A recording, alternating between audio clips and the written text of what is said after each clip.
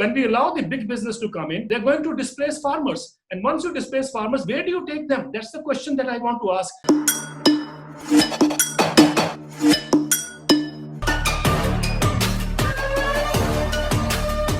Hi, I'm Shoma Chaudhary. Thanks for watching Inquiry. Dug up highways, water cannons in this bitter cold, all of us have been watching images of the face-off between cops and farmers in Punjab and Haryana over the last few days. And none of us can afford not to be involved in this issue because 600 million people in India are involved in the agricultural sector and they put food in our stomach. So what are the issues at stake?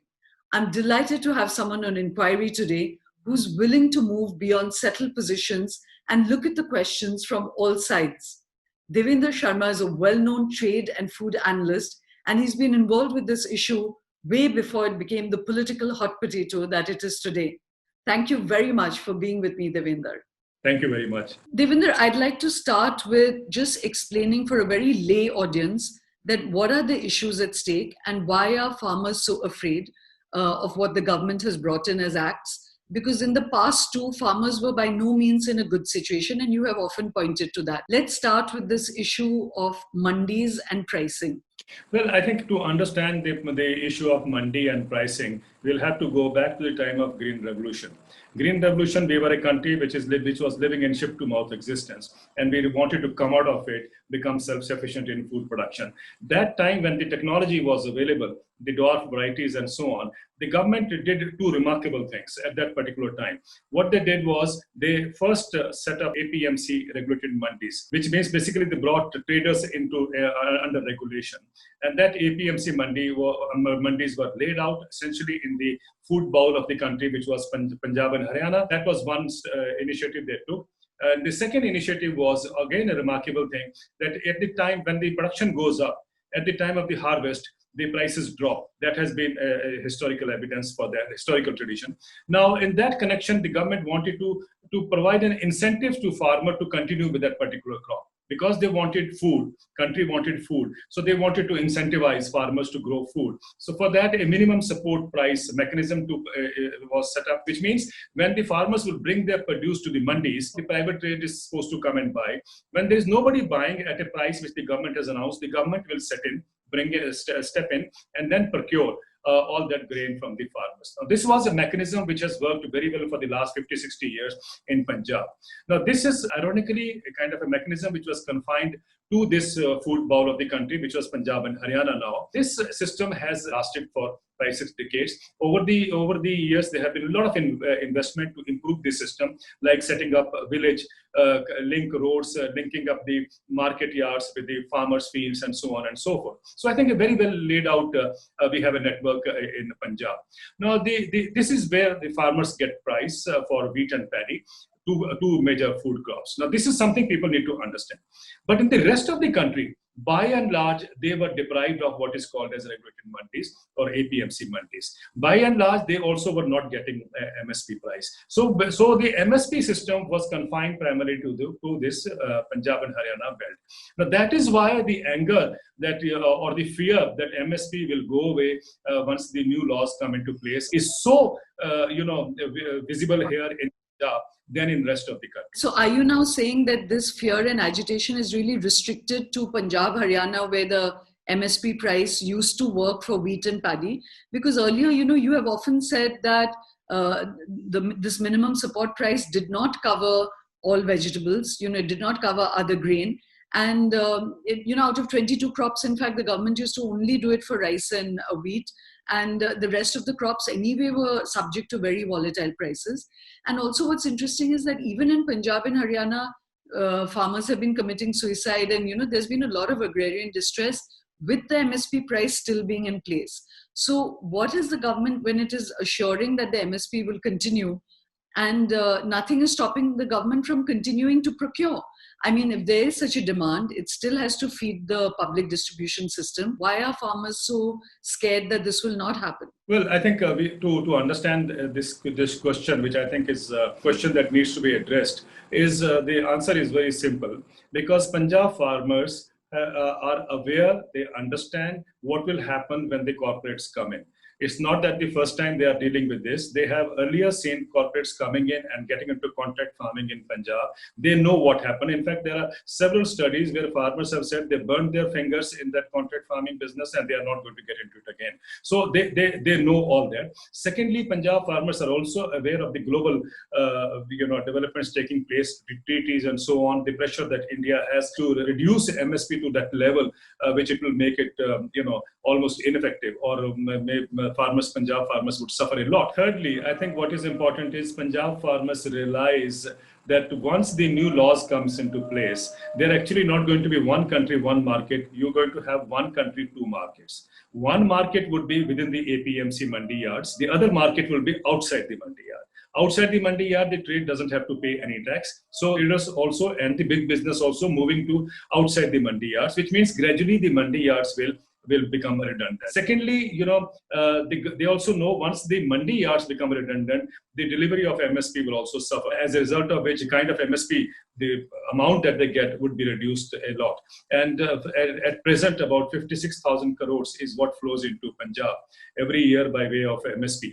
And they fear that this amount will drastically reduced once the new laws comes into place. Are these laws then at least good for the rest of the country and for vegetables and for fresh fruit? Is the laws good for other areas of the farming community? Well, I think this is something which needs to be not only clarified but addressed or now even debated, I would say, in the country.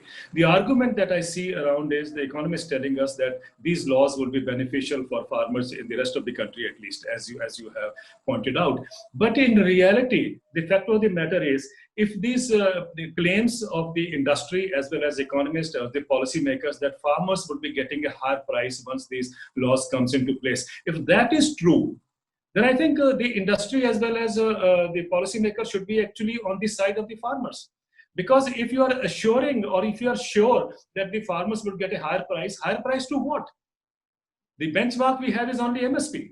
So if the industry is willing to pay a higher price than MSP, and the economists are telling us that the farmers will get a higher price than MSP, then please tell me why can't we build up a MSP and make it a legal right for farmers, which the farmers are demanding? That will be a confidence building exercise. So why not do it? But it's very interesting that if you look at the policymakers or if you look at even the mainline economists, they are saying no. If the farmers' demand for making MSP a legal right is enforced, then there is no trade is going or no big business is going to come into agriculture.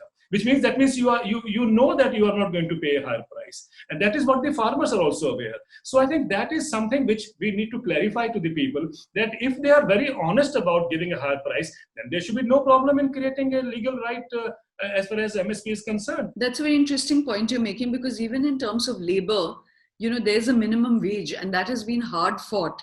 So there is a basic benchmark now for hiring labor, which is a minimum wage labor, and it's across the world. Like even in America now they're passing that and increasing it.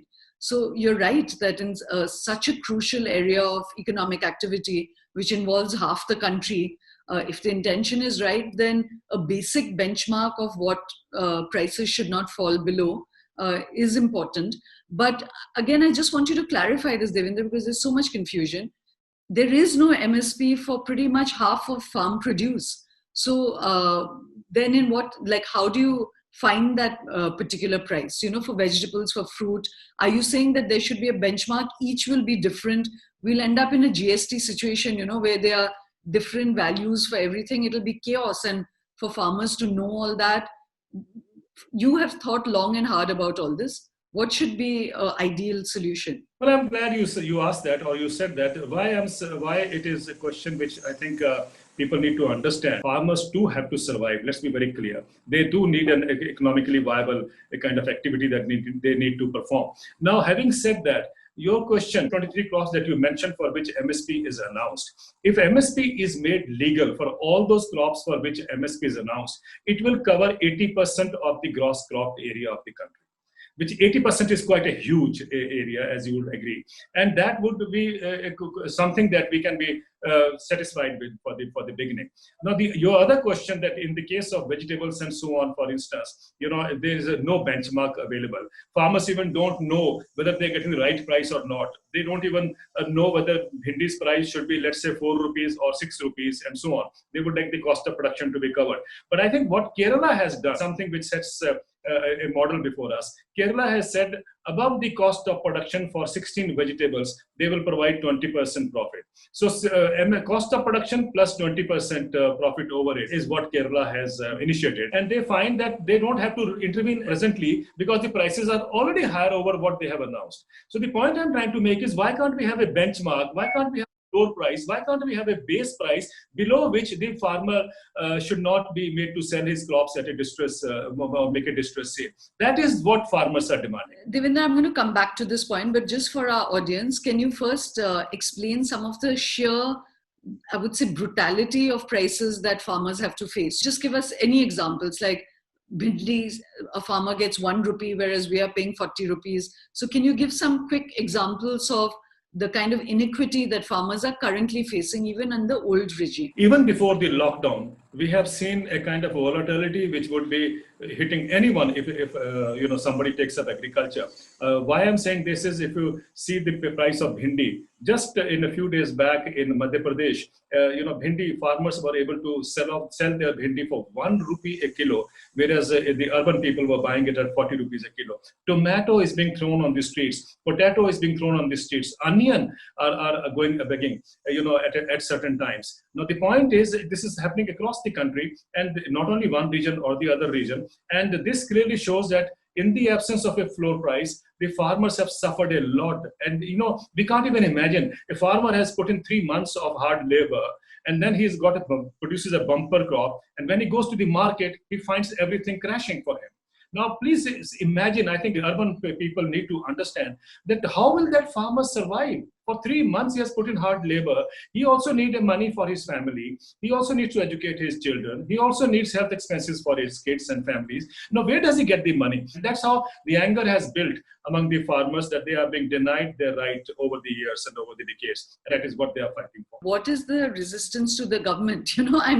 If in the past, that's what farmers have faced, what is the gap in the system where a farmer gets 1 rupee as price for his produce, and India is a very, now our production is fine. In fact, our farmers are very productive. So that is why governments and, policy people who are advocating these farm laws will say that we are trying to correct what was wrong. A market will step in. There will be a natural sort of price formation that will happen between demand and supply. And definitely it'll be better than them getting just 1 rupee. This is an argument which I counter at every stage. And I find it very interesting that on the one hand, we are saying that, earlier the system was bad. I agree, earlier the system was bad. We need to reform it. We need to improve it. But how do we know that the markets earlier, because as I said, the Shantakumar committee had made it very clear that only 6% farmers in India get the benefit of minimum support price. 94% farmers were in any case dependent on markets. If the markets were treating those farmers so shabbily, please tell me, how do we believe that the markets that we are talking about now will be treating them in a better way now? This hasn't happened anywhere in the world. So the farmers worry. Please don't take it as the farmers don't know what is going to hit them. The point is, there is no evidence in the world where we have seen that the markets have performed efficiently for farmers. So if the markets have not performed efficiently in America, in Europe, and we expect the same markets to perform or do wonders in India, I think it's too much for asking. And this is not going to replace the kind of misery farmers have undergone all these years. Now, what the farmers need, therefore, is not to shift from one kind of market to another kind of market and be made to believe that you will have a wonderful future in times to come. I think what they need is an assurance of a price. If we are all saying that the markets are so good and so on, please tell me, why is the industry as well as the markets, or whether the economists are reluctant to make MSP a legal right? I think the real freedom for farmers would be when they are able to sell anywhere in the country to anyone and yet be assured they will at least get the minimum support price. Yeah. That the farmers are asking for. That's actually the equivalent would be the minimum wage labor for labor, So let me just make this very clear. I think that was a very, very important statistic that you're saying. So far, only 6% of farming activity or crops, only 6% of what is produced in India came under MSP. and 94% was outside the purview of MSP.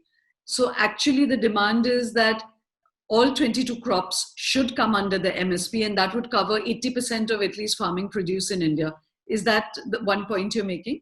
And secondly, you're saying that if the markets are going to be so efficient, why do whatever be the mechanism through which found, but you feel that every crop should have a MSP beyond which the market should function. Are those the two things that you're saying? Okay, so here I would like to bring in the other aspects of these laws that the government has brought in, which is that earlier, we've seen there's been no investments in the marketing of farm produce. So no cold chains, no warehousing. We've seen so much of rotting of food and difficulty of small farmers, as you said, to reach markets. So one upside that they see is that if you allow private sector and profitability to come in, then they will construct this infrastructure. And Prime Minister Modi has also set aside 1 lakh crore for farm infrastructure. He has also suggested that 10,000 farmer organizations should be made in the country, so that there's some consolidation of producers and there's some interest in infrastructure. Do you think that this is at least a positive aspect of the laws that have been passed? Nobody is against the private sector coming in, bringing in investment to set up cold stores or whatever, or market yards and so on. And so nobody is opposed to this. In fact, farmers would also welcome this. There is no denying about it. Now, having said that, let's be very clear that, in a country like India, at the moment, we have about 7,000 APMC regulated mandis in India. And what we need is actually 42,000 mandis if we were to provide a mandi at 5-kilometer radius for farmers. And 42,000 mandis, this over the decades has not been done. We could have invited the private companies also to come in and set up the market yards. Nobody has any problem. And to second question, the government is saying that they're going to set up 10,000 FPOs, which means Farmers Producer Organization. Wonderful, no denying, because we do need aggregators for farming community. We do need a kind of a bigger bargaining power for farmers. But at the same time, what is important is unless these FPOs deliver a price equivalent to the minimum support price, what use for the farmers? Have any of you who are advocating a MSP, have you thought of the mechanism of that pricing for all the other crops? This is actually being discussed. And we still haven't come out with a foolproof, kind of a model. But I have been telling them that is one thing we should be clear. When you raise that benchmark, or when you say that the trade will only, there will be no trading below the MSP, then the trade cannot run away. The trade has to be in that activity. So the pressure on the government will not be as much as is being feared. A.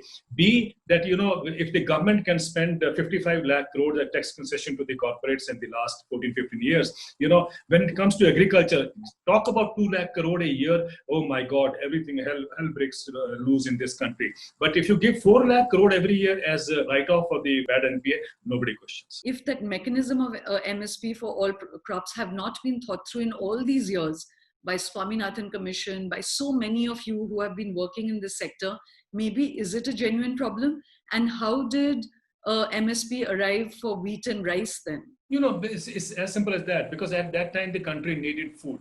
So we had to work out that kind of a system that was, the government had the resources, the government had to put in resources also at that particular time. So they did it. But the rest of the crops were not important for them. So we never thought about it. Why is the farmer getting 1 rupee when we are paying 40? What's the problem in the system? An Oxfam study several years back had said that, in America, about 100 years back, when a farmer would go and sell his produce for $1, 70 cents was his net income, which means 70% was his net income from $1.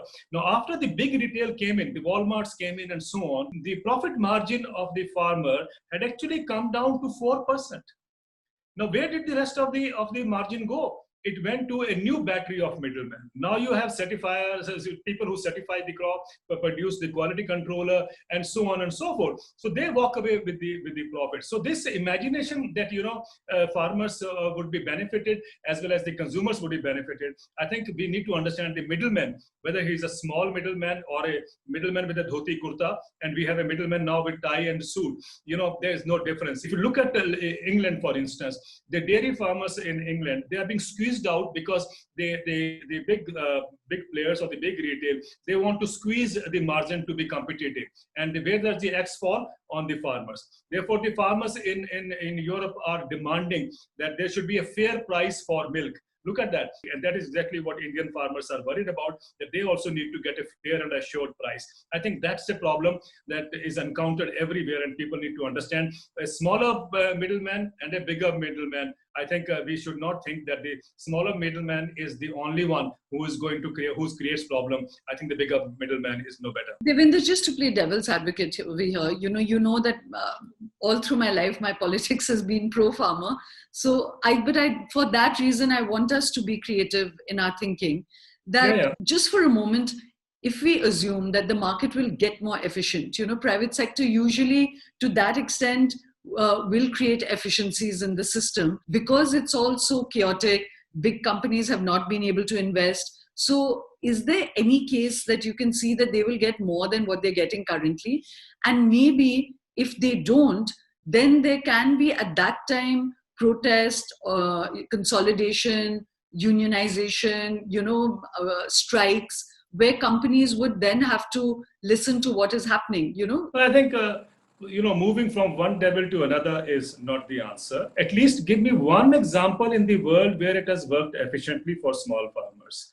I think we should have, as you rightly said, one chance can we give it to the big corporates to help us show that they can be very effective for farmers. I would like to ask the same question. Why is it in America, where open markets have prevailed for 6 to 7 decades now, is agriculture in such a serious crisis? If there's a demand and supply that works in America, it's not only one country, one market. It's in fact one country, one world, I would say. And despite that, the total bankruptcy American farmers carry this year is $425 billion.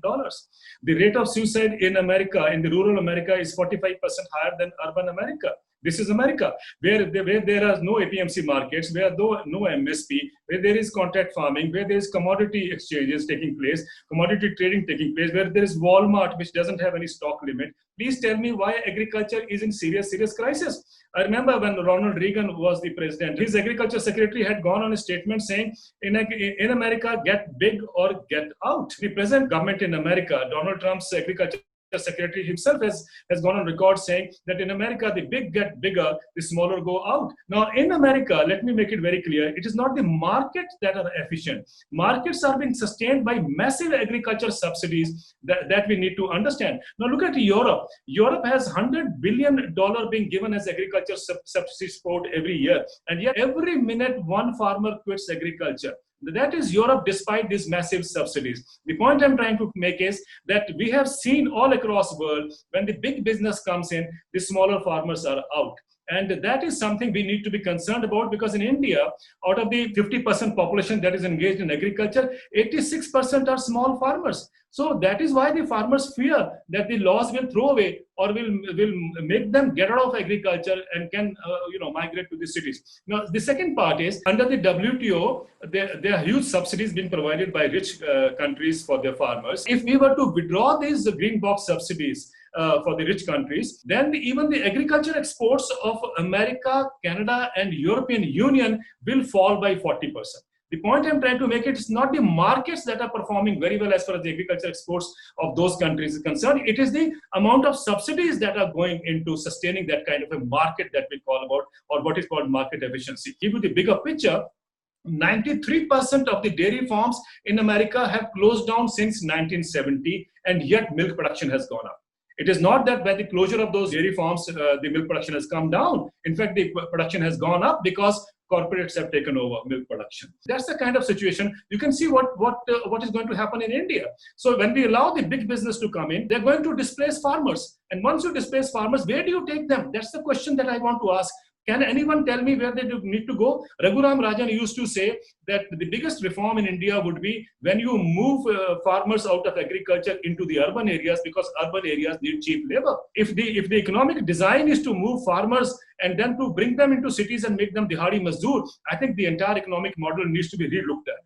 And that's the thing which is worrying farmers. And farmers are very rightfully asking this question, where is the benefit? Tell us. And I again want to draw that parallel so that people become clear. It is like the minimum wage. Now, Yes. all of private industry across the country, every sector has to take in a minimum wage, and that's become law. So then you construct your business model over and above that, and whatever is sustainable above that. So that point is made. But let's look at why have policy thinkers, activists across the board who've been involved in the farm sector now for like 40, 50 years not thought of alternate models, Devinder. You are critiquing what is wrong, but barring the MSP, is there anything else? Is it that, even governments, let's be fair to them, don't want to harm farmers at the very least because they're a massive political base, So is it that there's a genuine, viability problem? Or Amul and the whole dairy revolution in India is a fantastic example of how an alternative structure can be created. Why has that not happened in the farming sector? Maybe the government will not have the money to establish a MSP and then pay that across 22 crops, because governments would have done that if politically it would have been very good for them to do it. So clearly there's a viability issue, do you think? I think more important is that the kind of understanding that has been built up over the decades. The idea is that, as I said earlier, that we need to move people out of agriculture into the urban areas. This is because they think that agriculture or economic growth can only take place when less and less people are kept in agriculture sector. That's the kind of broader economic thinking. I still remember that in 1996, I was at a conference at the MS Swaminathan Research Foundation in Chennai, where the then Vice President Sustainable Development for the World Bank, Ismail Sarageldin, he made a presentation in which he said that in the next 20 years, which means by the year 2015, the number of people migrating from the rural to the urban areas in India would be equal to twice the combined population of UK, France, and Germany. The combined population of UK, France, and Germany was 200 million. So the World Bank had estimated that 400 million people would migrate from rural to urban areas in India by 2015. Now, why I'm sharing this story is that this is a design that has been cast for us. There's a Skill Development Council policy paper has said that we will reduce the population in agriculture from 57% to 18%, they had said first. But then when they thought it was not possible, they raised it to 38%. I think this is not what India needs. We don't need to commit the same mistake that America or Europe did. I think we need a different kind of a reform. We need a different kind of a policy push, which ensures that 50% of the population of this country, they are actually what Prime Minister always talks about, Sabka Saath, Sabka Vikas. That can only happen if we provide more income into the hands of the farming community in India. And once they have more income in their hand, the demand would be huge. And once the demand would be huge, the wheels of development will then get into motion. The point I'm trying to make is, why don't we follow that kind of a model where, as you rightly suggested, the Amul example. Now, if Amul example could be built up by a visionary, and then, of course, the government supported it, and we have a wonderful system where at least farmers get 70 to 80% of what the consumers pay as their share. Now, that is exactly what we are fighting for. When we brought in these laws, did we ever think that we need a similar law for expanding the cooperative system in India? Why can't we expand the same cooperative dairy model to cater to crops like oil seeds, to pulses, to cotton, and so on and so forth? All this can be done. But the point I'm trying to make is there should be laws to do that. There should be government support to do that. If Amul has shown us the way, let's feel proud of it, that we have a model which is, of course, different from the rest of the world and benefits the farming community. Lockdown, 2 days of lockdown has shown us very clearly that the livelihood link was snapped, and 80 million people went back to their villages. And that clearly tells us that the model of the design that pushed people out of rural areas into urban areas was not the sustainable or the right kind of economic design. The massive reverse migration that we saw actually should give us an idea that we need to reverse the economic thinking that is pushing people out of rural areas into the urban areas. The design is, as you said, to bring 85% of India into urban centers. Chidambaram once shared that was his economic vision as well. And that really is a recipe for disaster, because we are seeing in urban India, jobs are laid off. There are no jobs to create. There's barring cheap labor, and even for absorbing of labor now, there isn't enough work. And definitely, and urban centers are creaking and falling apart.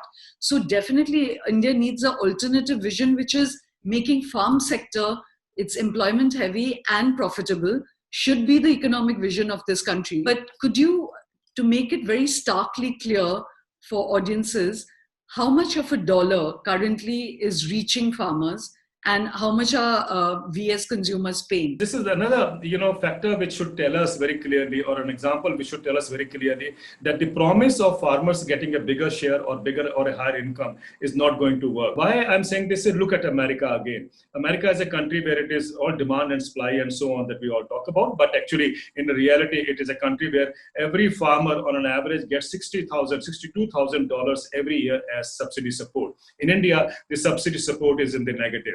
Now, having said that, in America, of every food dollar, only 8% reaches the farmer.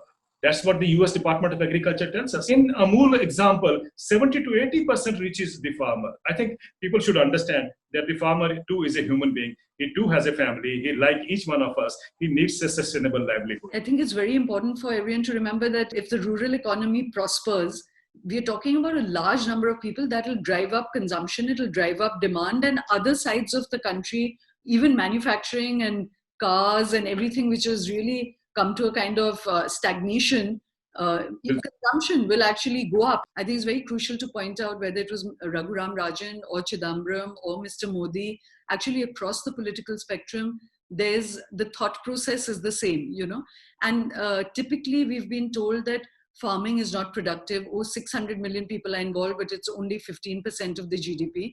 And so there's a shame attached to farming. There's a sense of charity attached to farming. And there's a sense that this is not a productive activity. So can you take on those questions? There is a general understanding. And I think that again is part of the economic design, which has drilled into us that, they have made us to believe that agriculture is an unproductive, backward and inefficient sector. So therefore, there is no option but to move people out of agriculture. But the reality is, if you keep agriculture deliberately impoverished, if you deny farmers the rightful income, what do you expect? Now, just to give you an example, between 2011-12 and 2017-18, the public sector investment in agriculture, according to the Reserve Bank of India, was only 0.4% of the GDP. You are investing only 0.4% of the GDP for a sector which involves 50% of the population. Whereas, just to give you a comparison, if you look at the corporate sector, we are giving 6% of GDP only as tax concession every year. 6% of the GDP. If that 6% of the GDP was invested in agriculture, imagine the kind of prosperity we would have seen. But by denying investments, by keeping investments low, by denying the rightful price or income to the farmers, you actually want agriculture to be unproductive. So it is part of a design, whereas agriculture, as I said, could be a powerhouse of economic growth for a country like India. Thank you very, very much, Devinder. It's always a pleasure talking to you. Thank you very much, and one thing, Shoma, I think one day I should do your interview now. I think the way you present the entire thing, my God, I am really impressed. Thank you, Devinder.